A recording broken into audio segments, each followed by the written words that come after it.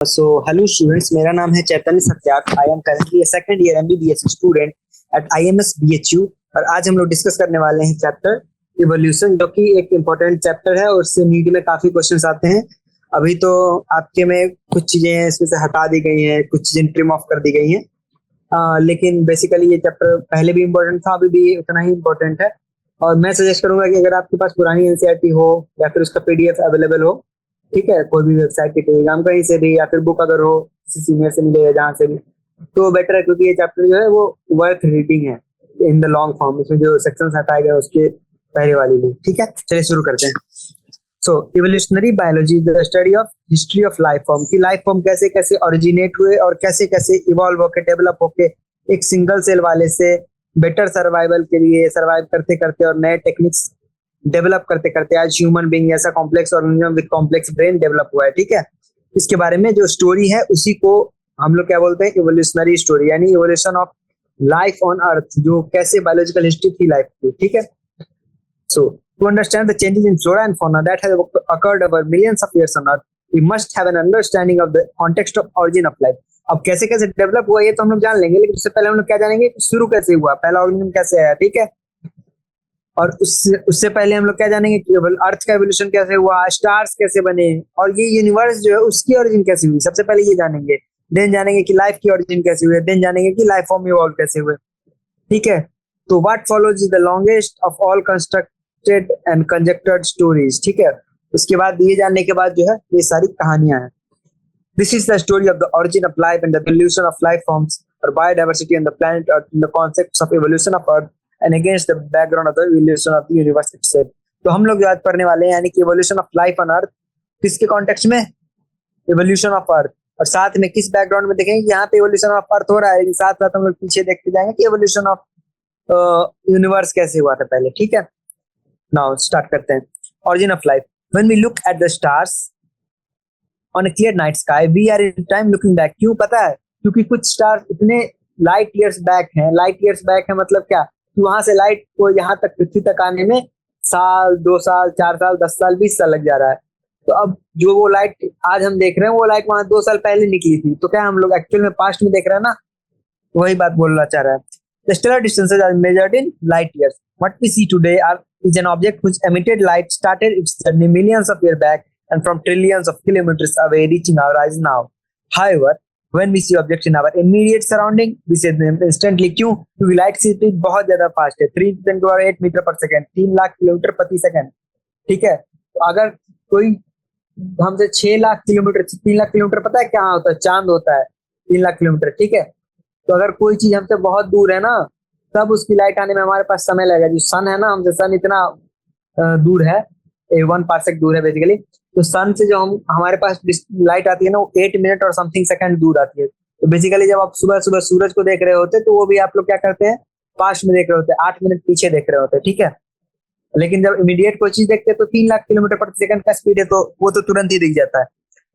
Therefore, when we see stars, we apparently are peeping into the past. The origin of life is considered a very unique event in the history of universe. The universe is vast. Relatively speaking, the earth itself is only a speck। समझे, universe इतना बड़ा है जिसमें अर्थ जो है ना universe के मुकाबले में एक धूल के कण के बराबर है, ठीक है। ये कहना चाह रहे हैं यहाँ पे NCERT. Next, the universe is very old. Universe कितना ओल्ड है, 20 बिलियन। इसमें देखो डेट्स कितने हैं ना, मैं उनको येलो हाईलाइट कर रहा हूँ, डेट्स याद होना बहुत जरूरी है। नहीं, मैं ऑरेंज हाईलाइट कर देता हूँ, ठीक है।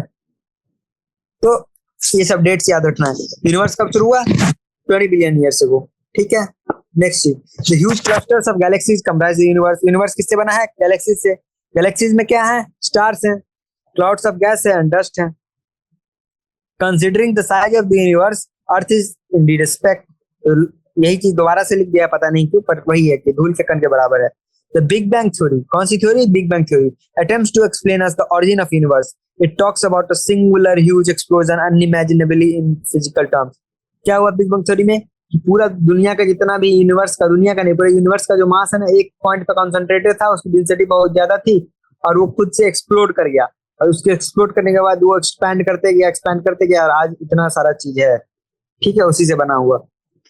The universe expanded and hence temperature came down। ठीक है, यूनिवर्स एक्सपैंड किया तो टेम्परेचर कम आ गया, ठीक, कम हो गया।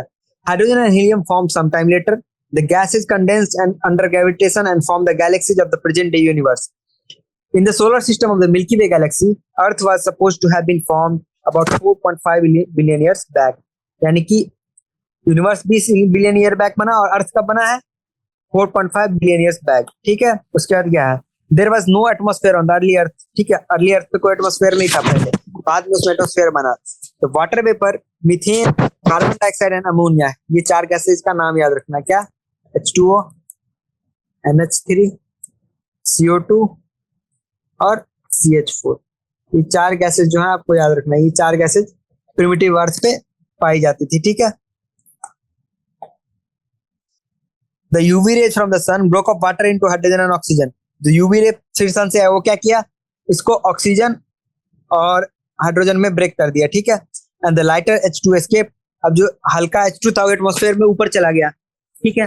देन क्या हुआ, the oxygen combined with ammonia and methane to form water, CO2 and others. ठीक है. जो गैसियस वाटर था, अरे यार, जो गैसियस वाटर था ना, उससे H2 और O2 अलग हो गया और ये O2 जो है कंबाइन किया NH3 और CH4 के साथ और ये वाटर और अदर ऑर्गेनिक कंपाउंड्स बनाए. ठीक है. साथ ही साथ क्या बना, ओजोन लेयर फॉर्म हुआ. साथ ही साथ ओजोन लेयर फॉर्म हुआ. As it cooled the water vapour fell as rain. जैसे जैसे ओजोन लेयर फॉर्म हुआ फिर चीजें ठंडी हुई, यूवी रे को रोक पाए. जब टेम्परेचर कम हुआ तो क्या हुआ, वाटर वेपर बारिश बन के नीचे गिर गया. तो अर्थ पे जो बहुत सारे डिप्रेशन थे, गड्ढे थे, उसको भर दिया और क्या बना दिया, ocean. Life appeared 500 million years after the formation of Earth. ठीक है. लाइफ कब आया, 500 million after the formation of Earth, यानी कि 4 billion years back. 4 billion years back 4.5 पे अर्थ बना और 4 बिलियन पे लाइफ आया. अब पूछ रहा है कि क्या लाइफ बाहर के स्पेस से आया या फिर यहीं पे ओरिजिनेट हुआ.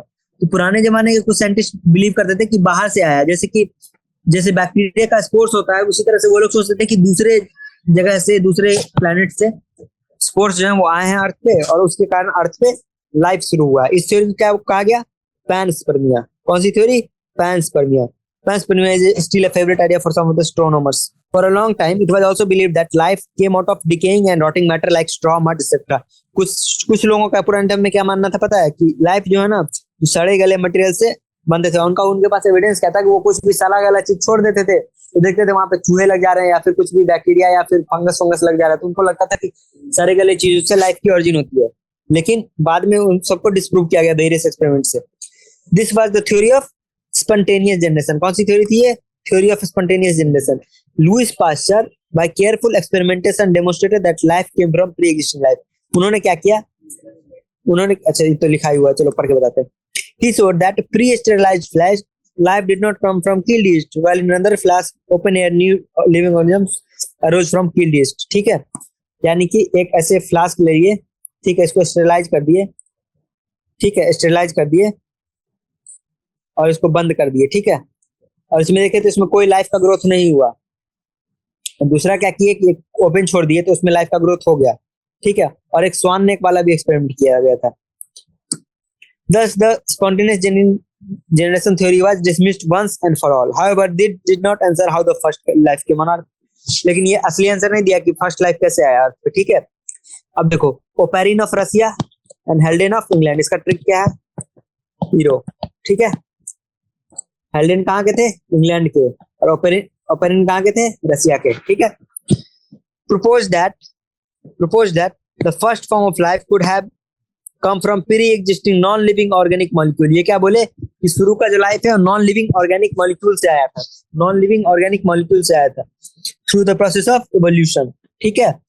यानी कि formation of life was preceded by chemical evolution. Chemical evolution में क्या होता है, सिंपल नॉन ऑर्गेनिक सब्सटेंसेस से पहले ऑर्गेनिक सब्सटेंसेस बने, फिर वो कॉम्प्लेक्स पॉलीसैकेराइड्स नहीं पॉलीमर्स बने, जैसे कि डीएनए. ठीक है. Next, the condition on earth where high temperature volcanic storm reducing atmosphere containing this. ठीक है. इनिशियल अर्थ पे क्या था, ऑक्सीडाइजिंग एटमॉस्फेयर नहीं था, रिड्यूसिंग एटमॉस्फेयर था. इन 1953 एसएल मिलर जो कि एक अमेरिकन साइंटिस्ट थे, similar conditions on A laboratory scale, lab में जो है ना सिमिलर कंडीशन बनाए जैसा प्रिमिटिव अर्थ पे था. कैसे बनाए, एक इलेक्ट्रिकल डिस्चार्ज की क्लोज्ड फ्लास्क में containing CH4, hydrogen, NH3 and water vapour at 800 degree Celsius. ठीक है. He observe formation of amino acids. वो क्या ऑब्जर्व किया, फॉर्मेशन ऑफ अमाइनो एसिड. कितने दिन लगे थे एक्सपेरिमेंट में, 8 दिन के बाद ये चीजें बनी थी. ठीक है. In similar experiments others observe formation of, अब दूसरे लोग भी अब कॉपी करने लगे इनको, फिर क्या वो लोग ऑब्जर्व किए, formation of sugar, nitrogenous bases, pigment और फैट्स, ठीक है। Analysis of meteoroid content also reveal similar compounds indicating that the similar process are occurring elsewhere in space. अब जब अर्थ पे बहुत सारे पुराने मेटेरोइड्स गिरे ना, तो उनको एनालाइज किया गया, उनके ऊपर भी ये sugar, amino acid, nitrogen base, pigment, fat वगैरह वगैरह मिले। तो इससे क्या पता चल रहा है कि हो सकता है कि यूनिवर्स में किसी और जगह पे भी लाइफ का इवोल्यूशन हो रहा हो, जो हमको अभी नहीं पता है, बाद में पता चले, ना पता चले, नहीं पता। क्या है उसके बाद, analysis of the meteorite content is also reveal similar compounds indicating a similar processes are occurring somewhere else in space. With this limited evidence, the first part of the conjecture theory, टूटी फूटी theory का पहला part जो है कि chemical evolution, वो मोर और less accept हो गया। उसके बाद क्या है, we have no idea how first the replicating metabolic capsule of life arose. पहला लाइफ आया कैसे, हम लोग केमिकल इवोल्यूशन देख लिए कि आरएनए और फैट वैट बन गया, लेकिन उससे एक लिविंग सेल कैसे बनाई हमको नहीं पता अभी भी, ठीक।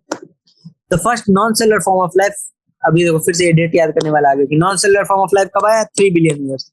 अभी तक क्या देखे थे, 20 बिलियन में यूनिवर्स बना, 4.5 में अर्थ बना, 4 में लाइफ आया। और first non cellular form of life कब आया, non cellular form of life कब आया, 3 बिलियन में। 3 बिलियन में फर्स्ट नॉन सेलुलर, वो क्या थे, जो नॉन सेलुलर फॉर्म थे उसमें सेल नहीं थे, तो क्या थे, giant molecule of RNA, protein, polysaccharide, ठीक है। These capsules reproduce their molecules perhaps, इनके में मोस्ट प्रोबेबली रिप्रोडक्शन भी होता था, यानी कि एक मॉलिक्यूल से दूसरा मॉलिक्यूल रेप्लिकेशन, जैसे डीएनए आरएनए का होता है ना, उसी तरह से।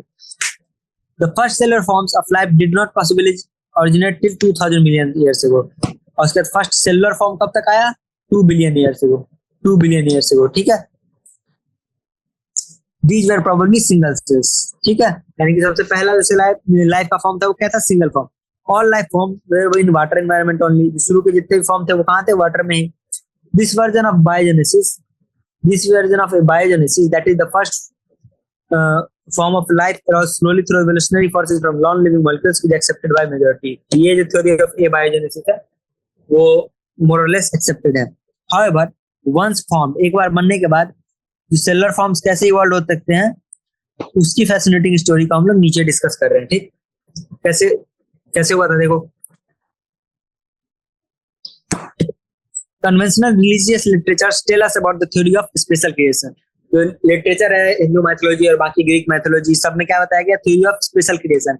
इसमें क्या है, 3 चीजें हैं, तीन उसके पॉइंट्स हैं। क्या है, पहला, all living organisms that we see today were created at such, यानी कि एवोल्यूशन नहीं हुआ, भगवान ऐसे ही बनाए थे, ठीक है। दूसरा कि डाइवर्सिटी भी हमेशा ऐसा ही था, यानी ऑब्वियसली इतना ही स्पीसीज था, डाइवर्सिटी इतना ही होगा, और फ्यूचर में भी सेम रहेगा। और तीसरा क्या है कि अर्थ 4000 साल पुराना है। ये 4000 साल का कहां से लिया गया रेफरेंस, बाइबल से लिया गया, ठीक है। ये अर्थ 4000 साल पुराना है। All these ideas were strongly challenge during the 19th century. All these ideas जो है उनको 19th सेंचुरी में चैलेंज किया गया साइंटिस्ट के द्वारा, based on the observations made during the sea voyage in ship, जिसका नाम, शिप का नाम क्या था, HMS बीगल। चार्ल्स डार्विन ने क्या कहा कि existing life forms share similarities to varying degree not only among themselves but with the labs form that existed millions of years ago। Charles Darwin अलग अलग आइलैंड पे गए, ठीक है, और उन्होंने क्या बताया कि जो लाइफ का फॉर्म है ना, उनके बीच में सिमिलैरिटी है, जो अभी लाइफ के फॉर्म्स है उनके बीच आपस में भी है, और मिलियंस ऑफ ईयर जो ऑर्गेनिज्म थे उनसे भी उनकी सिमिलैरिटी मिलती है। Many such life forms do not exist anymore, ठीक है, उसमें से कुछ लाइफ फॉर्म एक्सटिंक्ट हो गए। There had been extinctions of different life forms in the years gone, just as new life form arose at different periods of history of the earth, ठीक है। जैसे जैसे हिस्ट्री ऑफ अर्थ में evolution होते गया और चीजें होती गई, समय बीतते गया, तो कुछ लाइफ फॉर्म गायब होते गए, कुछ नए वाले पैदा होते रहे, नए नए जन्म लिया, पुराने वाले को रिप्लेस करते गए। There has been a gradual evolution of life form, ठीक है। Any population has built-in variation। अब देखो evolution का बेसिस क्या है कि किसी पॉपुलेशन में क्या होता है, built-in variations होते हैं। अपने में ही देख लो, इंसानों में कोई काला है, कोई गोरा है, कोई मोटा है, पतला है, चीजें हैं, तो लोगों में वेरिएशंस हैं। Those characteristics which enable some to survive better in natural condition would outbreed others that are less endowed to survive under such natural condition, ठीक है। लेकिन हम ह्यूमंस ने क्या किया, वैसे आर्टिफिशियल चीजें बना के, ऐसी बना के वो कर दिया कि कमजोर लोग, जो कमजोर लोग नहीं, बेसिकली ह्यूमन के मोरालिटी के कॉन्टेक्स्ट में तो ये गलत है, लेकिन एवोल्यूशन के कॉन्टेक्स्ट में ये है कि जैसे जो नॉट फिट फॉर सर्वाइवल है, वो भी क्या अभी के टाइम पे दबा के और बाकी सुख सुविधाएं जो ह्यूमंस ने बनाई है उनके आधार पे क्या है कि जी पाएगा। लेकिन अगर जंगल में रहते और शिकार करके खाते अर्ली मैन की तरह, ठीक है, तो वो ये नहीं कर सकते थे। ठीक है, वो ये नहीं कर सकते थे। जो कमजोर रहता है वो सर्वाइव नहीं कर पाता। ठीक है, जो कमजोर रहता है वो सर्वाइव नहीं कर पाता। जैसे कि नॉर्मली जो लोग नेचुरल हैबिटेट में, लोग नहीं, जो जानवर रहते हैं उनके साथ हो रहा है। ठीक, another word use was fitness of the individual और द पॉपुलेशन। ठीक है, द फिटनेस डार्विन के लिए फिटनेस का क्या मतलब था? Ultimately end only to the reproductive fitness, कि कौन कितना प्रोजेनी पैदा कर सकता है। Hence those who are better fit in an environment leave more progeny than the others, thus therefore will survive more and hence are selected by the nature। ठीक है, he called it natural selection। उसने इस process को क्या कहा? Natural selection, and implied it as a mechanism of evolution। और Darwin के मुताबिक जो है नेचुरल सिलेक्शन ही इवोल्यूशन का मैकेनिज्म है, जिसमें कि कोई ज्यादा फिट है उस एनवायरनमेंट में ज्यादा बच्चे पैदा करेगा और उसके ज्यादा प्रोजेनी होंगे। ठीक है, let us also remember that Alfred Wallace, a naturalist. Alfred Wallace कौन थे? एक नेचुरलिस्ट थे। कहाँ पे काम किए थे? मलय आर्चिपेलागो में। मलय कहाँ है? मलेशिया में है। had also come to similar conclusions around the same time। In due course of time, apparently new type of organisms are recognizable। ठीक है, समय बीतते बीतते क्या होगा ना, तुम देखोगे कि नए टाइप के ऑर्गेनिज्म आते हैं। All the existing life forms share similarities and share common ancestor। यानी कि सारे लाइफ फॉर्म है ना किसी वे में एक दूसरे से रिलेटेड है। ठीक है, however these ancestors were present at different times in the history of the earth। ठीक है, the geological history of the earth closely, geological मतलब क्या हुआ कि अर्थ का जो तुम सेडिमेंट निकालोगे और फॉसिल्स निकालोगे वो वाला history closely correlates with the biological history of the earth। A common permissible conclusion is that earth is very old, not thousands of years but billions of years। इससे क्या पता चलता है कि अर्थ जो है बहुत ज्यादा पुराना है, thousands of years नहीं बल्कि billions of years पुराना है। Next, what are the evidences for the evolution? Evidence क्या क्या है एवोल्यूशन का? Evidence of the evolution of the life forms has indeed taken place on earth came from many quarters। पहला क्या है कि fossils are the remains। पहला fossil है हमारे पास। ठीक है, कहाँ पाया जाता है? रॉक्स में पाया जाता है। रॉक सेडिमेंट बनाते हैं, उसके बीच में ऑर्गेनिज्म बनने के बाद दब जाता है, फिर उसका इंप्रेशन आ जाता है, तो उससे उसको फॉसिल बोलते हैं। Rocks of sediment and a cross section of earth crust indicates the arrangement of sediments one over other during the long history of the earth। Different aged rocks and sediments contain fossils of different life forms which probably died during the formation of the particular segment। Now some of them appear similar to modern organisms, they represent extinct organisms। A study of the fossils in different sedimentary layers indicates the geological period in which they existed। The study showed that life forms varied over time and certain life forms are restricted to certain geological time span। उस study से क्या पता चला, जो rocks की study से, कि किसी जैसे कि रॉक है, अब देख ये रॉक है, इसका layer layer layer layer layer layer layer, और सब में से तुम फॉसिल निकाले, ऊपर वाले लेयर में जो ऑर्गेनिजम्स मिल रहे हैं वो अलग टाइप के हैं और पुराने वाले ये हैं, तो ये वाले इसमें नहीं मिल रहे, ये वाले इसमें नहीं मिल रहे। तो मतलब क्या है कि धीरे धीरे जो है ना एवोल्यूशन हुआ है। तो इस टाइम पीरियड पे जब ये लेयर बन रही थी तब ये वाले ऑर्गेनिज्म प्रेजेंट थे, और जब ये लेयर बन रही थी रॉक्स की तब ये वाले ऑर्गेनिज्म प्रेजेंट थे। ठीक है, इसका कहने का मतलब ये है। The study showed that life forms varied over time and certain life forms restricted to certain geological time span। Hence new life forms have arisen at different times in the history of the earth। All this paleontological evidence, paleontological evidence क्या होता है? जो fossil वाला evidence है उसको हम लोग क्या बोलते हैं साइंटिफिक टर्मिनोलॉजी में? paleontological evidence। ठीक है, नाउ एम्ब्रायोलॉजिकल सपोर्ट फॉर इवोल्यूशन। एम्ब्रायोलॉजिकल क्या सपोर्ट था? Was proposed by Ernst Hückel. कौन किया था? Ernst Hückel. Based upon the observation of certain features during embryonic stage common to all vertebrates that are absent in adults। ठीक है, उन्होंने क्या देखा कि एम्ब्रियोनिक स्टेज में जो सारे वर्टिब्रेट्स हैं मोर और लेस सिमिलर दिखते हैं, बस बड़े होने पे क्या है कि फीचर उनके डिफरेंट हो जाते हैं। For example, embryos of all vertebrates including human develop a row of vestigial gill slit just behind the head but it is functional organ only in fish and not found in other। यानी कि क्या देखे कि जब embryo का early stage होता है उसमें गिल स्लिट्स पाए जाते हैं जो कि सिर्फ फिश में एक्चुअल में पाए जाते हैं, लेकिन बाकी सब उनसे ज्यादा इवॉल्व उसमें एब्सेंट होते हैं। ठीक, however this proposal was disapproved on careful study performed by Carl von Ernst von Weyer। ठीक है, he noted that embryos never pass through the adult stages of the other animals। तो ये जो है अर्नस्ट हैकेल क्या बोल दिए थे कि जो ऑर्गेनिजम्स हैं वो सारे लाइफ मतलब जितने भी स्टेज हैं लाइफ के सारे को वो करते हैं, लेकिन ऐसा नहीं होता है। वो सिर्फ एम्ब्रायोनिक स्टेज को कॉपी करते हैं, एडल्ट लाइफ फॉर्म को कभी भी उसके उसमें नहीं आता है, उसके एम्ब्रायोनिक डेवलपमेंट में नहीं आता।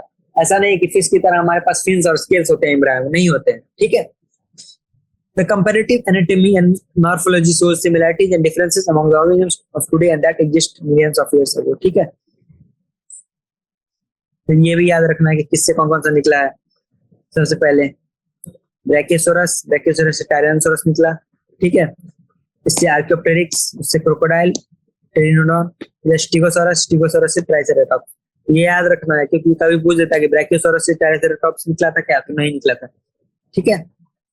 Such similarities can be interpreted to understand whether common ancestors were shared or not. जैसे कि क्रोकोडाइल और टेरिनोडॉन का कॉमन एंसेस्टर है ना आर्कियोप्टेरिक्स, ठीक है, लेकिन इसका कॉमन एंसेस्टर नहीं है ये, उसी तरह से। For example whales, bats, cheetah and humans all share similarities in pattern of bones of the four limbs, ठीक है।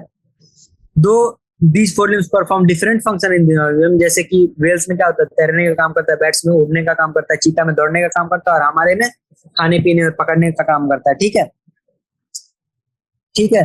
तो उनका फंक्शन डिफरेंट है लेकिन एनाटॉमिकल स्ट्रक्चर क्या है, सेम है। क्या है, humerus, radius, ulna, carpal, metacarpal और फेलेंजेस सब में पाए जाते हैं। Hence, in these animals, same structure developed along different direction due to adaptation to different needs. यानी कि इनमें स्ट्रक्चर सिमिलर है लेकिन काम अलग, उन्होंने अलग अलग काम उससे करवाना शुरू कर दिया in the due course of the evolution, अपने इन्वायरमेंट की जरूरत के हिसाब से। जो पानी में रहा था तैरने लगा, जो पेड़ पे रहा था उड़ने लगा।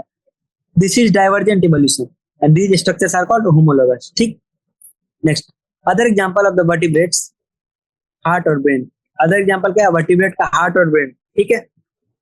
क्या है, उनका स्ट्रक्चर सिमिलर है बट फंक्शन डिफरेंट है, ठीक है।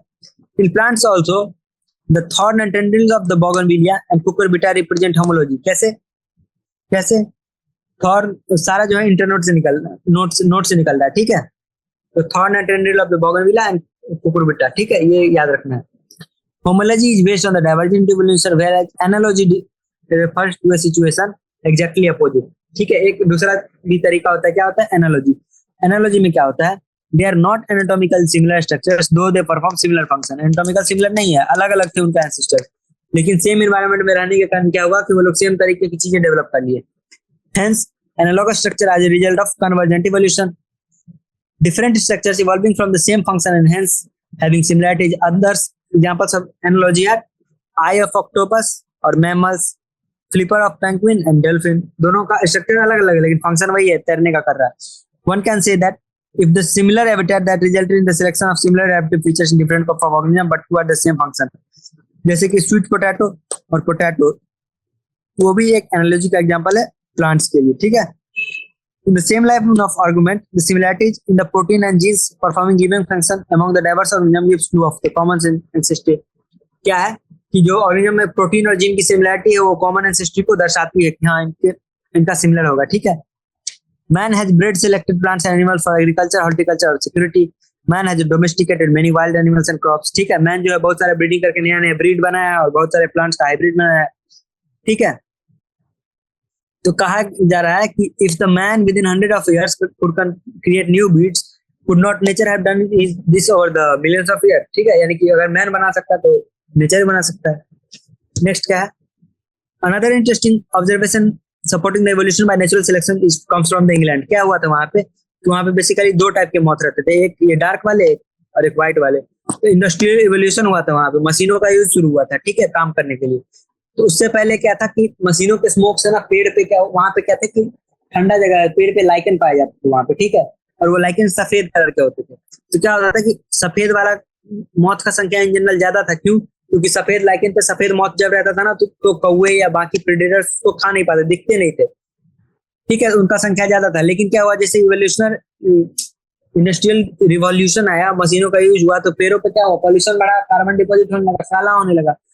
काला होने के बाद क्या हुआ कि ये व्हाइट वाले मॉस जो थे ना वो इजीली विजिबल होने लगे, और ये डार्क वाले मॉस जो है ना वो कैमोफ्लेज कर जाते थे उस पेड़ पे। और बाद में देखा गया कि इंडस्ट्रियल रिवॉल्यूशन के बाद इस वाले मॉस की जनसंख्या बढ़ गई। तो जैसे जैसे नेचर चेंज होगा, तो मैनमेड कारण से हो या फिर नेचुरल कारण से, उसमें जो बेटर फिट करेगा, जिसके पास फिट करने के बेटर कैरेक्टरिस्टिक है, उनका जनसंख्या बढ़ जाएगा, यानी वो नेचुरली सिलेक्टेड हो जाएगा, ठीक, वही चीज है।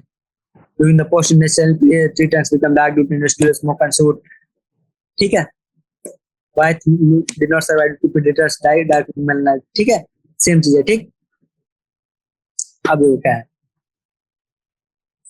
This understanding supported by fact that in area जहां पे इंडस्ट्रियलाइजेशन नहीं हुआ, जैसे गांव के एरिया में, ठीक है, the count of melanic moths was low, ठीक है। अब इसका तुम बोल सकते हो कि नहीं, इन्वायरमेंट में कोई और कारण से हुआ होगा, ऐसा जीन चेंज हो गया होगा, कुछ भी हो गया होगा।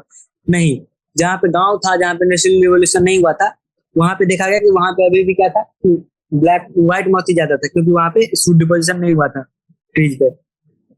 Similarly, excess of herbicide pesticide has not only resulted in selection of resistant varieties in a much lesser time scale।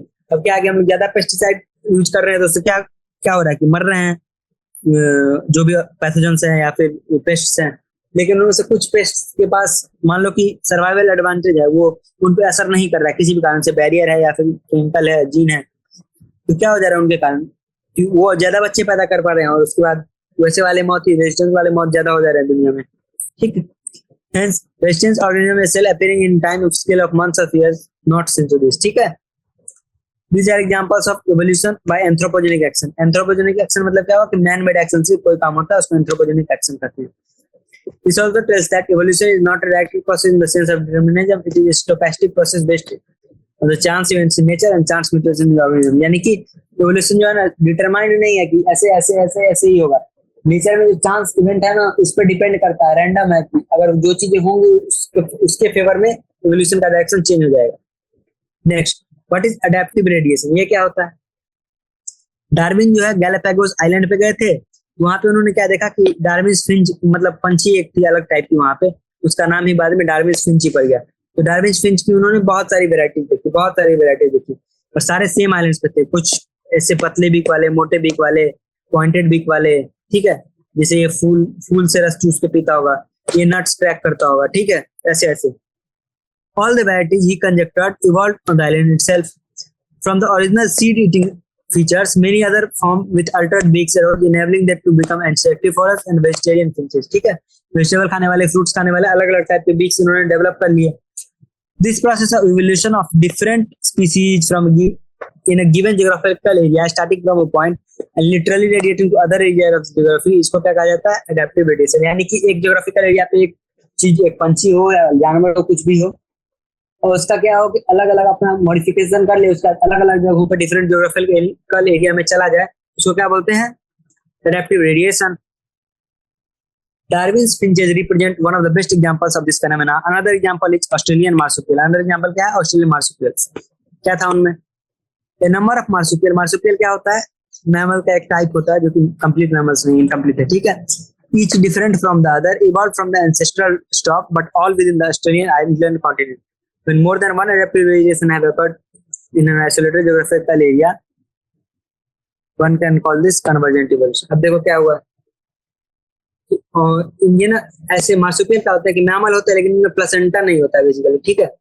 तो देखो मार्सुपियल क्या है, टस्मेनियन वुल्फ, इस टाइप का डिफरेंट एक सिमिलर ऑर्गेनिज्म से डेवलप किए, लेकिन साथ में वहाँ के जो प्लेसेंटल मैमल थे ना वहाँ के, वो भी सेम टाइप के फीचर के साथ प्लेसेंटल मैमल भी, जैसे कि मोल के जैसा मार्सुपियल मोल था, एंटीटर है तो न्यूमैट एंटीटर है, माउस है तो फिर मार्सुपियल माउस है, लेमन है, स्पॉटेड कस्कस है, फ्लाइंग स्क्वायरल है, उसके जैसा एक मार्सुपियल फ्लाइंग फैलेंजर है, ठीक है। सिमिलर प्लेसेंटल और नॉन प्लेसेंटल दोनों ऑर्गेनिजम्स आए थे, तो जब दो अलग तरह का एडेप्टिव रेडिएशन साथ में हो रहा है तो उसको क्या बोल दिया जाता है, कन्वर्जेंट इवोल्यूशन, ठीक। Next, biological evolution. The evolution by natural selection in a true sense would have started when cellular forms of life with differences in metabolic capability originated on Earth। The essence of Darwinian theory about the evolution is natural selection। The essence of Darwinian theory about the evolution क्या है, natural selection। The rate of appearance of the new life forms is linked to the life cycle or lifespan। The rate of appearance कैसे होता है कि नया नया life form कितना variation आएगा, वो डिपेंड करता है कि उसका लाइफ स्पैन कितना है। जिसका लाइफ स्पैन ज्यादा होगा उसके में कम, वो धीरे धीरे बच्चे पैदा भी करता है, ऐसा देखा गया। उसके में क्या है कि इवोल्यूशन का कम चांस रहेगा, ठीक। Microbes that divide fast have ability to multiply and become millions of individuals within hours। और उनमें ज्यादा म्यूटेशन भी होता है, ठीक है। A change in the median composition would bring about only that part of the population that can survive under the new condition। In due course of time, this variant population outgoes the others and appears। यही बता रहा है कि एक bacteria ले लो, उसको एक medium पे हुआ, उसको फिर कोई दूसरे मीडियम पे ट्रांसफर करो, तो क्या उसमें सारे बैक्टीरिया उस मीडियम पे ग्रो नहीं कर पाएंगे, और जो ग्रो कर रहे होंगे धीरे धीरे उन्हीं का नंबर बढ़ते रहेगा, एक नया टाइप का बैक्टीरिया का स्ट्रेन बन जाएगा जो उसी टाइप के मीडियम पे सर्वाइव कर रहा है, ठीक। तो ये बैक्टीरिया के लिए क्या है, ये चीज डेज में हो जा रहा है, लेकिन for the same thing to happen to a fish or fowl it may take millions of years, ठीक। Now nature selects for fitness, nature क्या करता है, सिलेक्ट करता है फिटनेस को। One must remember that so called fitness is based on the characteristics which are inherited. ऐसा नहीं कि कैरेक्टर ऐसा बना दो जो इनहेरिट ना हो, तो वो फिटनेस नहीं, ऐसा कैरेक्टर जो प्रोजेनी में जा सके वही फिटनेस है। Hence there must be genetic basis of getting selected and evolve. तो इससे क्या पता चलता है कि इवोल्यूशन में जेनेटिक्स का भी कुछ रोल होगा। The fitness is the end result of the ability to adapt and selected by the nature, ठीक। Next, branching descent and natural selection are the two key concepts of the Darwinian theory of the evolution. Branching descent क्या है कि common ancestor से अलग अलग अलग अलग अलग अलग निकल रहे हैं, ठीक, वो हुआ। और नेचुरल सिलेक्शन क्या हुआ कि मान लो एक ए है, ए से 10 तरह का ऑर्गेनिज्म निकल गया, और एक बी ऑर्गेनिज्म, उससे भी 10 तरह के ऑर्गेनिज्म निकले, और ये जो 20 ऑर्गेनिज्म है उसमें से कुछ आपस में सिमिलरिटी शेयर कर रहे हैं। तो क्या है, जो ए और बी से अलग अलग ऑर्गेनिज्म निकले, और उनमें से जो उस एनवायरनमेंट में बेटर सूट कर रहे हैं वो सर्वाइव कर जा रहे हैं, ठीक। Next, even before the Darwin a French naturalist जिसका नाम क्या था, लामार्क। लामार्क क्या कहा, evolution of life forms had occurred but driven by use and disuse of organs.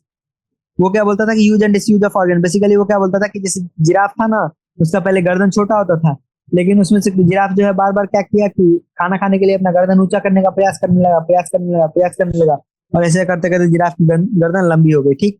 उन्होंने ये दिया था, किसने दिया था, Lamarck. Giraffe slowly over the years came to acquire long necks, nobody believes this character anymore. लेकिन अब इसमें बिलीव नहीं किया जा सकता। इज इवोल्यूशन प्रोसेस और result of process, evolution process है या फिर रिजल्ट ऑफ द प्रोसेस है, क्या है। The world we see in animate is the only the stories of success of evolution when we describe the story this. अब देखो, जब हम ये स्टोरी अर्थ का बता रहे हैं तो उसमें क्या बोलेंगे, इवोल्यूशन एक प्रोसेस है, ठीक, जिसमें कि इनएनिमेट और एनिमेट चीजें अलग अलग तरीके से कैसे दुनिया में इवॉल्व हुई, उसमें इवोल्यूशन प्रोसेस है। लेकिन जब हम स्टोरी ऑफ लाइफ ऑन अर्थ को डेवलप करें, डिस्कस करते हैं, तो उसमें हम लोग इवोल्यूशन को कैसे डिस्कस करते हैं, as a consequence of a process जिसको बोलते हैं नेचुरल सिलेक्शन। उसमें क्या बोलते हैं कि इवोल्यूशन जो है नेचुरल सिलेक्शन का परिणाम है, ठीक है। Now we are still not very clear whether to regard evolution and natural selection as process or end result of unknown process, ठीक, अभी भी क्लियर नहीं है, they are not very clear. Next, it is possible that the work of Thomas Malthus on population influenced Darwin। ऐसा हो सकता है कि थॉमस माल्थस थे, उनके वर्क जो है ना डार्विन को इन्फ्लुएंस किया हो।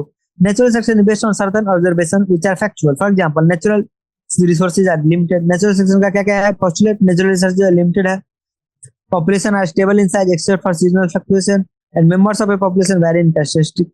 यानी कि जो पॉपुलेशन है मोर और लेस कांस्टेंट रहती है, और सीजनल वेरिएशन के अलावा उसके अलावा जो है नेचुरल रिसोर्स लिमिटेड है, और मेंबर्स ऑफ द पॉपुलेशन में अलग अलग फीचर्स होते हैं, सब एक समान नहीं होते हैं, ठीक, पांचों उंगली बराबर नहीं है।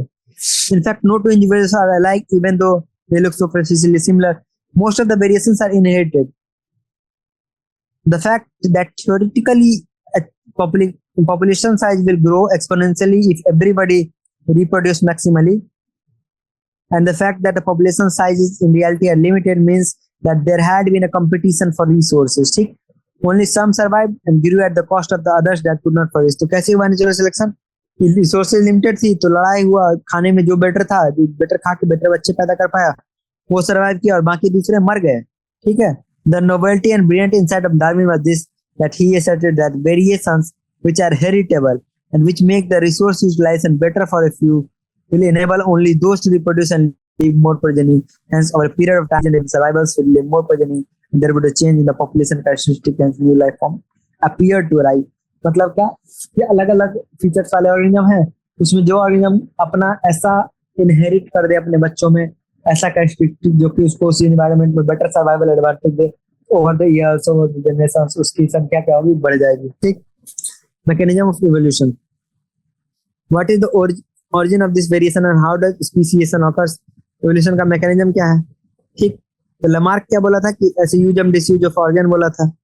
उसके अलावा एक ह्यूगो डी प्राइज आया, ठीक है, वो क्या बोले, इवनिंग प्रिमिरोज पे अपना एक आइडिया दिए म्यूटेशन का।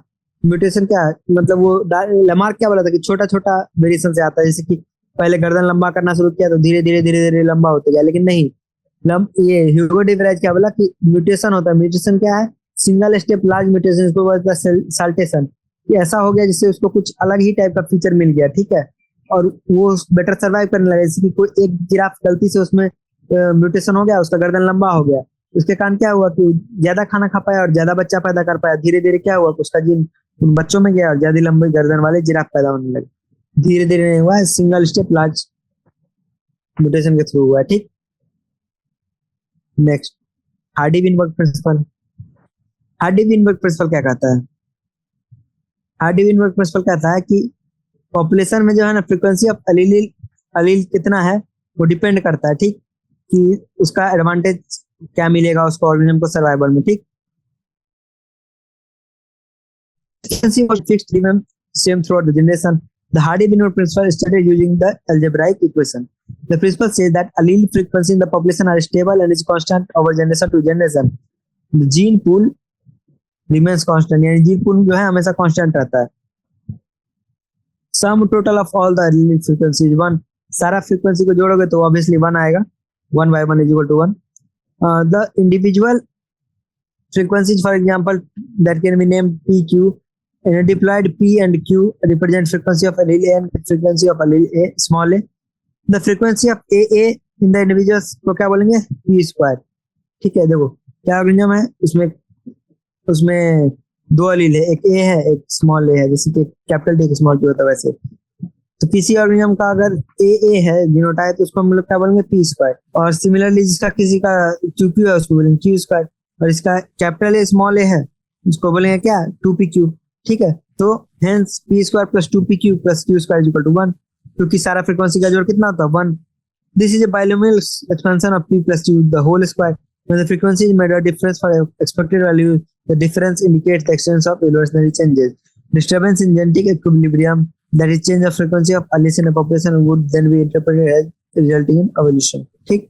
अब हार्डी-विनबर्ग इक्विलिब्रियम को मेंटेन करने के लिए 5 फैक्टर होते हैं, कौन कौन से? जीन माइग्रेशन, जिसको जीन फ्लो भी कहते हैं, genetic drift, mutation, genetic recombination and natural selection, ठीक। ये पांचों याद होना चाहिए क्या? Genetic drift, gene flow, genetic recombination, natural selection और म्यूटेशन, ठीक। नेक्स्ट, माइग्रेशन क्या होता है? जब एक सेक्शन पॉपुलेशन दूसरे जगह जाए, जीन फ्रीक्वेंसी जो ओरिजिनल का भी चेंज हो जाएगा, नए वाले का भी चेंज हो जाएगा। सिमिलरली अलग अलग चीजों से भी होगा, ठीक है। समटाइम्स क्या होता है, allele frequency is so different in the sample of the population that they become a different species. इतना अलग फीचर आ गया कि उसको नया स्पीसीज माना जाता है। ओरिजिनल डिफलेट पॉपुलेशन को उसमें क्या बोलते हैं? फाउंडर बोलते हैं। और जो ओरिजिनल बाहर से आया तो उसको क्या बोलते हैं? फाउंडर बोलते हैं। इस इफेक्ट को क्या बोलते हैं? Founder effect. The microbial experiment so that the pre existing advantageous mutations when selected will result in observation of new phenotype. Micro experiment से क्या पता चलता है कि माइक्रोब्स में पहले से वो म्यूटेशन पता रहता है, लेकिन वो क्या होता है उनको सर्वाइवल एडवांटेज देता है और फिर ज्यादा बच्चे पैदा करते तो हमें लगता है कि नया स्ट्रेन डेवलप हुआ है, ठीक है, लेकिन वो प्री एग्जिस्टिंग है, ठीक। The natural selection is a process in which heritable variation better survive and able to reproduce and have large number of progeny, ठीक। समझ गए इस चीज को? नेचुरल सिलेक्शन में क्या होता है? हेरिटेबल वेरिएशन जो है वो जाएगा अपने न्यू वाले ऑर्गेनिज्म में। A critical analysis makes us believe that variation due to mutation or variations due to recombination during gametogenesis or due to the gene flow or genetic defect in change frequency of genes and alleles in the future generation, ठीक। हमें analysis से क्या पता चलता है? धीरे धीरे future में चल के सारी स्पीसीज और वो चेंज होंगे, ठीक। Natural selection can lead to directional change और डिसरप्शन, यानी कि 3 हो सकता है। नेचुरल सिलेक्शन क्या होता है? स्टेबलाइजेशन, जिसमें कि बीच वाली वैल्यू जो है जैसे कि ना ज्यादा छोटे लोग रहे ना ज्यादा लंबे लोग रहे, मीडियम लोग रहने लगे, ठीक है। या फिर दूसरा क्या हो सकता है? कोई ऐसा जगह हो जहाँ पे बस ऊंचा जगह पे खाना मिलता हो, तो वहाँ बस लंबे लोग ज्यादा सर्वाइव कर पाएंगे, ज्यादा बच्चा पैदा कर पाएंगे, क्योंकि भूखे लोग तो भूखे रह जाएंगे ना, छोटे लोग। तो उसमें क्या होगा कि एक तरफ जाने लगा, एक तरफ, और एक तीसरा होगा जिसमें कि दोनों एक्सट्रीम वाले को सर्वाइवल एडवांटेज है लेकिन बीच वाले को नहीं होता, उसको क्या बोलता है? डिसरप्शन। 3 टाइप का ग्रोथ कर्व होता है हार्डी-विनबर्ग प्रिंसिपल का। अब देखो a brief account of evolution. अब ब्रीफ अकाउंट देखो 2000 में आया, वो क्या हुआ था? फर्स्ट सेलर फॉर्म आया था। वो क्या था? वो एक सेल था जो कि प्रोकैरियोटिक सेल था, ठीक है। वो कितना साल पहले आया था? 2000 years ago, 2000 million years ago, यानी कि बेसिकली 2 बिलियन ईयर्स अगो, ठीक है। The mechanism of how non-cellular aggregates of giant macromolecules could evolve into cells with membranes envelope is not known, ठीक। अब कैसे आरएनए और चीजों से वो आया हमारे पास सेलुलर फॉर्म, वो हमको नहीं पता है। Now Some of the cells have the ability to release O2. अभी जो प्रोकैरियोटिक सेल थे सेलुलर वाले उनमें से कुछ के पास O2 रिलीज करने की क्षमता थी जो कि लाइट रिएक्शन के जैसा ऑलमोस्ट सिमिलर ही था where water is split in the form of solar energy captured and channelized by appropriate light harvesting pigments. Slowly, single-celled organisms became multicellular forms. By the time of 500 million years ago, invertebrate form 500 माया में क्या बना invertebrate form बन गया 350 में क्या आ गया jawless fish आ गया seaweed और कुछ प्लांट जो है 320 माया में आ गया we are told that the first organism that invaded the land with plants हमें बताया गया कि पहला ऑर्गेनिज्म जो लैंड पे आया वो कौन थे प्लांट्स थे they were wide spread on the land when animals inverted land जब एनिमल्स लैंड पे आए उस समय लैंड पे अबंडेंट मात्रा में प्लांट्स प्रेजेंट थे ठीक The fish with stout and strong fins could move on land and go back in water. मतलब ऐसे फिश थे जो एम्फीबियन फिश टाइप के थे जो कि लैंड में भी चल सकते थे और वाटर में से वापस भी जा सकते थे दिस वाज अबाउट 350 माया ये स्टॉक फिश कब थे 350 माया पे in 1938 एक फिश पकड़ा गया साउथ अफ्रीका में जिसका नाम क्या था सीलाकांत क्या नाम था सीलाकांत which was thought to be extincted लेकिन कुछ और से पता चला कि अच्छा ये तो फलाने की वो है भूत ठीक है सबसे पहले क्या पता चला कि जो साउथ अफ्रीका में एक सीलाकांत नाम का फिश पाया गया ठीक है तो पहले सोचा गया कि एक्सटिंक्ट हो गया था लेकिन बाद में क्या पता चला कि ये जो एक्सटिंक्ट नहीं हुआ है इसका एक अभी भी कुछ इसके लाइफ फॉर्म जिंदा है these animals called lobe fins evolved into the amphibians that lived on both land and water जो सीलाकांत था वो लोब फिन था और वही आगे चल के एम्फीबियन में इवॉल्व हुआ There are no specimens of those left with us. अभी हमारे पास वैसे कोई स्पेसिमेन नहीं है. However, these were the ancestors of the modern day frogs and salamander. लेकिन ये कहते हैं modern day frog and salamander के ancestors थे. They laid thick-celled eggs which did not ripen in the sun. तो amphibian क्या हुआ कि लैंड पे वो अंडे देने लगे reptilians. तो क्या हुआ ऐसे अंडे देते जिनका thick cell हो जिससे कि वो लैंड पे desiccation ना हो जाए उसका ठीक. Again, we see only their modern day descendants like turtles, tortoise and crocodiles in the next 200 million years ago. यानी कि 350 से लेके 150 तक reptiles of different shape and sizes were dominant on the earth. उसके अलावा giant forms were present but they fell to form coal deposits. Some of these reptiles went back into the water and evolved like fish-like reptile. 200 million years ago में क्या हुआ एक थियोसॉरस एक ऐसा था fish like reptile था reptile लेकिन उसका फिश लाइक दिखता था ठीक है The land reptiles were of course the dinosaurs और उस टाइम पे 200 मिलियन ईयर को जब जायंट फॉर्म थे और जो बाद में गिर के कोयला बने उस टाइम पे अर्थ पे डायनासोर का राज था लैंड पे उसमें से सबसे बड़ा कौन सा अभी तक डायनासोर हुआ है टायरानोसोरस टी-रेक्स ठीक है टायरानोसोरस रेक्स जो कि 20 फीट का हाइट होता था और उसका फियरसम डैगर लाइक होता था तो कितने ईयर पहले था 65 मिलियन ईयर्स अगो ठीक वो डिसअपीयर हो गया किसी कैलेमिटी के कारण the first mammals were like श्रूज अब देखो मैमल कैसे डेवलप किए पहले mammals थे श्रूज की तरह थे their fossils were small size the mammals were viviparous and protected their unborn young inside the mother's body यानी जो बच्चा देता था अंडा नहीं देता था mammals were more intelligent in sensing and avoiding the dangers ठीक when the reptiles came down mammals took over the earth जब डायनासोर जैसे reptiles मर गए तो अर्थ में mammals ने टेक ओवर कर लिया there were South American mammals resembling horse hippopotamus bear rabbit But due to the continental drift, when South America joined North America, these animals were overridden by the North American fauna.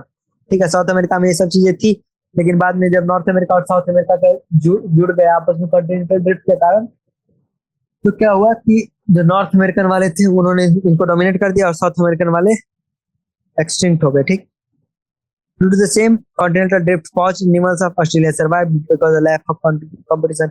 लेकिन same continental drift के कारण क्या हुआ Australia अलग हो गया तो वहां के पाउच्ड मैमल्स जो थे जो प्लेसेंटल मैमल्स नहीं थे उनके पास सर्वाइवल एडवांटेज तो कम है लेकिन वहां पे उनके साथ कंपटीशन करने वाला कोई नहीं था धीरे धीरे वो अच्छा ऑर्गेनिज्म में इवॉल्व कर गया next we forgot some mammals live only in water जैसे कि डॉल्फिन और whale whales dolphin seals and sea cows are some examples evolution of horse elephant dog उनको पढ़ना चाहिए ठीक अब देखो origin and evolution of man का इवोल्यूशन कैसे हुआ ये देखते हैं About 15 million years ago, primate जैसे कि Dryopithecus और Gramopithecus, अंद्रमाया Dryopithecus और Ramapithecus, ठीक उसका फीचर क्या था? They were hairy and walked like gorilla and chimpanzee.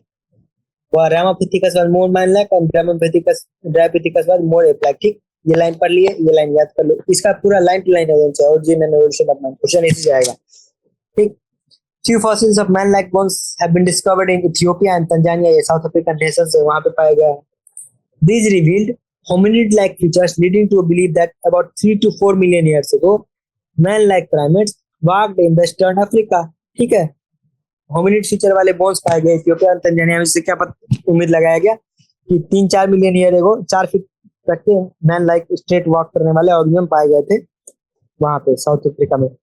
फिर क्या 2 मिलियन ईयर्स एगो 3 से 4 में क्या है कि वॉक करने वाले मिले थे 4 फीट वाले। फिर 2 मिलियन ईयर्स में क्या आया, ऑस्ट्रेलोपिथिकन्स। ऑस्ट्रेलोपिथिकन्स क्या था, ईस्ट अफ्रीका के ग्रासलैंड पे रहता था। कहाँ पे रहता था, ईस्ट अफ्रीका के ग्रासलैंड पे। वो क्या करता था, उनका काम क्या था, ऑस्ट्रेलोपिथिकन्स का, hunted with stone weapons but essentially ate food. वो हंटिंग तो करता था स्टोन के वेपन से, लेकिन फ्रूट जरूर खाता था। ठीक, some of the bones among the bones with different, कुछ जो बोन मिले इथियोपिया तंजानिया में वो अलग थे। वो क्या था, this creature was called the first human like being the hominid and was called Homo habilis. उसको क्या कहा गया, hominid, Homo habilis, the first human like creature. उसका ब्रेन कैपेसिटी 650 से 800 था और वो मीट नहीं खाता था। उसके बाद जावा, जावा कहाँ पे, इंडोनेशिया में। इंडोनेशिया में 1891 में मिला फॉसिल। वो क्या रिवील किया, होमो इरेक्टस। कब, 1.5 मिलियन ईयर से। 2 मिलियन ईयर से वो पे देख लिए थे, फिर 1.5 पे कौन था, होमो इरेक्टस। उसका जो है दिमाग थोड़ा सा बड़ा था, 900 सीसी का था। और होमो इरेक्टस कहाँ क्या करता था, मीट खाता था। होमो इरेक्टस क्या करता था, मीट खाता था।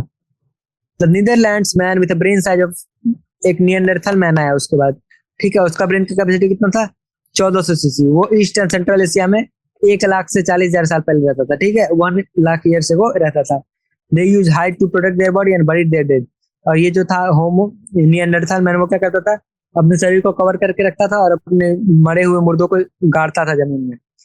होमो sapiens arose in Africa and moved across continents and developed into modern Homo sapiens। ठीक, यानी कि होमो सेपियंस जो है 75,000 से 10,000 साल के बीच में इवॉल्व किया है। ठीक है, during the ice age between इतना the modern Homo sapiens, the pre historic cave art developed 18 year एगो।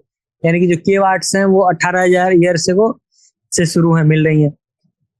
One such cave painting by pre historic humans can be seen in Bhimbetka rock shelter in Raisen district of Madhya Pradesh. Madhya Pradesh के रायसेन में भीमबेटका में हम लोग देख सकते हैं उस प्राइमिटिव ह्यूमन के द्वारा किया गया, केवमैन के द्वारा किया गया क्या, ड्राइंग, पेंटिंग। ठीक, एग्रीकल्चर जो है 10,000 साल पहले शुरू हुआ और ह्यूमन सेटलमेंट शुरू होने लगा। फिर उसके बाद जो हुआ सारा ह्यूमन हिस्ट्री का पार्ट है, डॉक्यूमेंटेड है किताबों में। ठीक, चलो क्वेश्चन करते हैं। Explain the antibiotic resistant of the bacteria in the light of Darwinian theory. Explain करते हैं इसको। ठीक है, हाँ देखो, तो एंटीबायोटिक रेजिस्टेंस को हम लोग कैसे डिस्कस करेंगे, डार्विन के उसमें कोई एंटीबायोटिक है।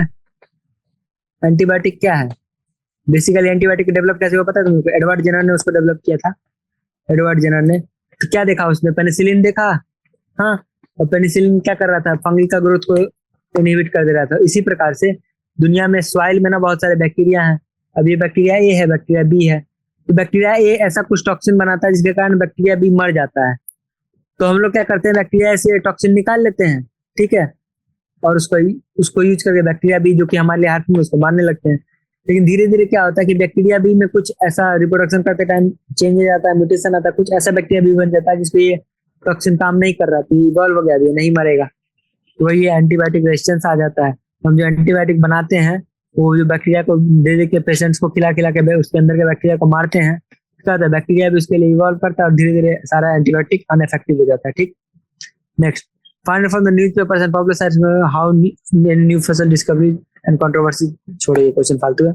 Attempt giving clear definition of the term species. Species क्या है, स्पीसीज क्या है, a group of organism having similar features and which can breed together, आपस में ब्रीड करके प्रोजेनी प्रोड्यूस कर सके और उसका मॉर्फोलॉजिकल फीचर सेम, उसको क्या बोलते हैं, species. Try to trace the various components of the human evolution, जैसे कि ब्रेन साइज। ठीक है, वो तो ह्यूमन एवोल्यूशन वाले में देखे हो कि पहले सारे 600 सीसी ब्रेन था, फिर 900 सीसी हुआ, उसके 1400 सीसी हुआ। तो ये चीज जो है इंटरनेट से देखना पड़ेगा क्या क्या कैसे कैसे हुआ। ठीक, next, find out the through the internet and popular science articles whether animals other than man have self consciousness. सारे ऑर्गेनिज्म के पास मतलब कॉन्शियसनेस है। कॉन्शियसनेस क्या होता है, जो 11th का फर्स्ट चैप्टर पढ़ोगे उसमें ये चीज है। कॉन्शियसनेस है कि उसको अपने इन्वायरमेंट के बारे में पता है कि इन्वायरमेंट में ये हार्मफुल चीज है, अच्छी चीज है, तो उससे खुद को प्रोटेक्ट करता है। लेकिन खुद के बारे में ज्ञान कि हम क्या हैं और हम क्या कर सकते हैं, वो चीज जो है सेल्फ कॉन्शियसनेस, वो सिर्फ और सिर्फ ह्यूमंस में और कोई ऑर्गेनिज्म में नहीं होता है। ठीक। लिस्ट 10 मॉडर्न एनिमल्स एंड, ये भी खुद से करना है question. Practice drawing various animals and plants, ये भी खुद से करना है। Describe one example of adaptive variation, describe करना है क्या, जो ऑस्ट्रेलिया का मार्सुपियस थे या फिर डार्विन के फिंचेस। देखो कि डार्विन गए गैलापागोस आइलैंड पर, देखे क्या थे, ओरिजिनली सीड है, सीड ईटिंग थे, लेकिन क्या होगा कि वहां पे सीड का कमी हुआ होगा और बाकी रिसोर्सेज अलग होगा, तो कोई एक ऐसा बन गया होगा जिसका बीक लंबा हो जो फ्रूट से फल चूस सके, तो फ्रूट से फल खाना शुरू, फ्रूट का रस खाना शुरू कर दिया होगा, और फिर उसको वो बगल वाली आइलैंड पे चला गया जहाँ पे ज्यादा फ्रूट के पेड़ थे, वो बेटर सर्वाइव करता है वहां पे बीक वाले, लॉन्ग बीक वाले ज्यादा हो गए, फिर उन्हीं में से कोई निकला होगा स्लेंडर बीक वाले, तो फ्रूट खाने वाले अलग अलग टाइप के निकले थे, और वो धीरे धीरे जाके अलग अलग जगह पे फैलते गए। ठीक।